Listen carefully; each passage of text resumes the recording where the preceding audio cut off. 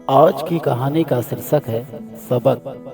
रामू और उसकी पत्नी रुक्मणी एक छोटे से गांव में रहते थे। रामू एक किसान था और खेती करके अपने परिवार का पालन करता था।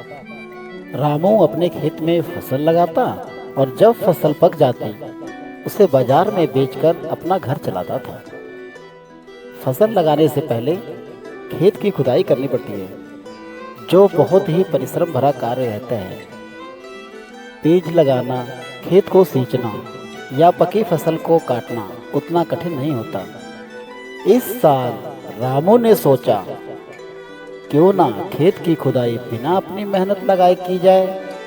लेकिन अगर किसी को खुदाई का काम दिया तो उसे बहुत पैसे देने पड़ेंगे। वह पैसे भी खर्च करना नहीं चाहता था और यह भी चाहता था कि मेहनत भी ना करनी पड़े।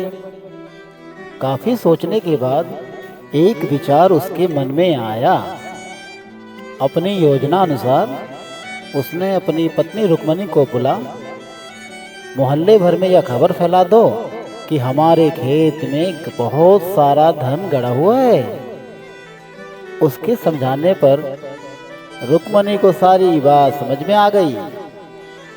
रुक्मणी ने ये बात अपनी सहेलियों को और गांव भर के अन्य औरतों के बीच में जाके फैला दी और यही बात औरतों द्वारा पल भर में पूरे गांव में फैल गई।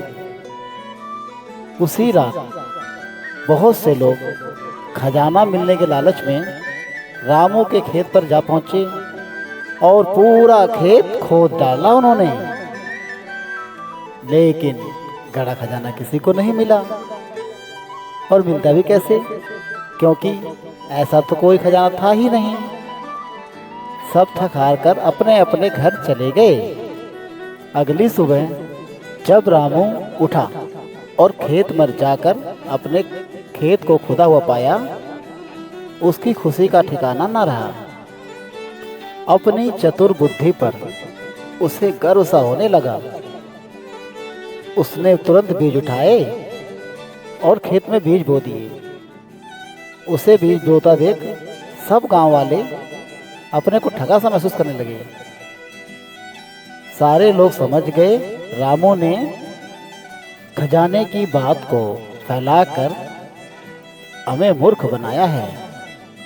पर अब वो कर भी क्या सकते थे, तो खामोश रहे।